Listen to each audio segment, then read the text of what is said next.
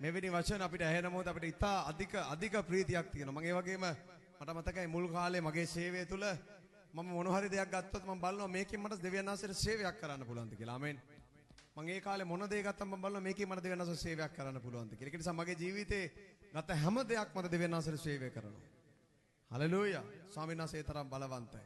ඒ වගේම තමයි මේ සහෝදරය මට මතකයි එක්තරා අවධියක අපගේ එකපාරට ලැප්ටොප් එක කැඩලා ගියා. අපිට මේ මොහොතේ ලොකු මුදලක් තිබ්බේ නැහැ අතේ ලැප්ටොප් එකකට යන්න. නමුත් ඔහු ගිහිල්ලා පාස්ස මෙන්න මගේ පුද්ගලික ලැප්ටොප් එක අරගෙන සභාවේ සේවය කරන්න කියලා. ආමෙන්.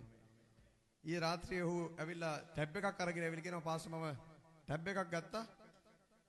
මේකත් සභාවට අරගෙන ඉස්සේ මම කොහොම අපිට ඔක එපා. හලෙලූයා. ඔකෙන් ඔයා ගීතිකා දාගෙන දෙවියන් වහන්සේට ගායනා කරන්න. ආමෙන්.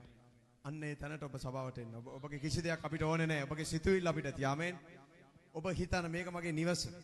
හලෙලූයා. මේක මගේ දෙවියන් වහන්සේත් කියන ස්ථානය. නිසා මේ ස්ථානයට ඔබ ගරු කරලා දෙවියන් වහන්සේ තුල ඔබ ස්ථිර වෙන්න. අපි ඔගේ සාක්ෂිය අහලා ඔගේ ගීතිකාවට අපි සවන් දෙමු දෙවියන් වහන්සේ තුල. දෙවියන් වහන්සේට සියලු ගෞරවයත් මහිමයත් ප්‍රශංසාවත් මම පුද කරනවා. අපි නේද දෙමු සවන්. කී දෙනෙක්ට මතකද දන්නේ අපි දවස් 28 නිරහාර කාලය අවසන් කරන තුරුම මට එදා සෙනසුරාදා දවසේ වර්ෂිප් එකේ වුණකොට මට ලොකු පීඩාවක් ආවා. ඉතින් මම පොඩි කාලේ ඉඳන් මම හදා වඩා ගත්ත මගේ ආච්චිට පිළිකාවක් ඇවිල්ලා ඇඟ පුරා මේ පීදිලා ආච්චිට උස්ම ගන්නත් බැරුව අමාරුවෙන් හිටියා. ඊට පස්සේ මගේ මව කතා කරලා පාස්ටර්ට එවලම ෆෝන් එකෙන් කතා කරලා පාස්ටර්ට කියන්න කවුරුත් නැති හින්දා පාස්ටර් කිව්වා. ඊට පස්සේ පාස්ටර් ප්‍රේ කරායින් පස්සේ ආච්චිට ඇඟේ තිබ්බ ස්පිරිට් එකක් ඇවිස්සලා ආච්චි කට්ටිය පුදුම වුණා. ස්වාමීන් වහන්සේ හාස්කමක් කරා කියලා. මොකද මගේ අම්මා බෞද්ධ. ඉතින් තාත්තා ක්‍රිස්තියානි. නමුත් දැන් මගේ අම්මගේ සියලු පවුලේ අයම ආගම වැළඳ ගන්න යනවා දෙවියන් වහන්සේගේ. මොකද දැන් මේ පාර ආච්චි ඔපරේෂන් එක කළා මේ දැම්මම මෙසේජ් එක ආවේ ගෙදර ගෙනාවා කියලා. ඉතින් දැන් ආච්චිව සුවෙන් වෙන මට ඊයේ කිව්වේ පුංචි ඔපරේෂන් එකට දාද්දිම ජේසුස් වහන්සේගේ ලේවල බලයෙන් මට සුවයක් එනවා කියලා. ඉතින් මං එයා දහම් පාසල් ගුරුවරියා. ඉතින් එච්චර තැනකට ස්වාමීන් වහන්සේ ඇයගේ හදවත වෙනස් කරා කියලානේ ඒක ලොකු හාස්කමක්. ස්වාමීන් වහන්සේට ස්තුති වේවා. ඉතින් දැන් පාස්ටර් නැවත ලංකාවට පැමිණෙනකන් ඉන්නවා බෞතිස්මය රැගෙන ස්වාමීන් වහන්සේ තුලට යන්න.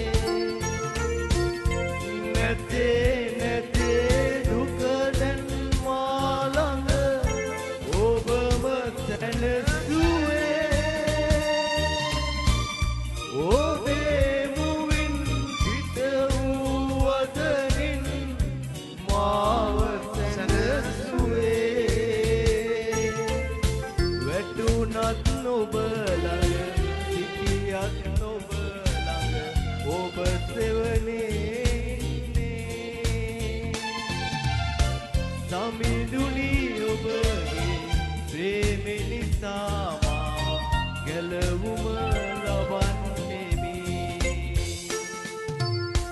සමිඳුනි ඔබගේ ප්‍රේමෙ නිසා මා ගැලවුම ලබන්නෙමි ස්තුති ස්වාමීනි Hallelujah. Dear Nancy,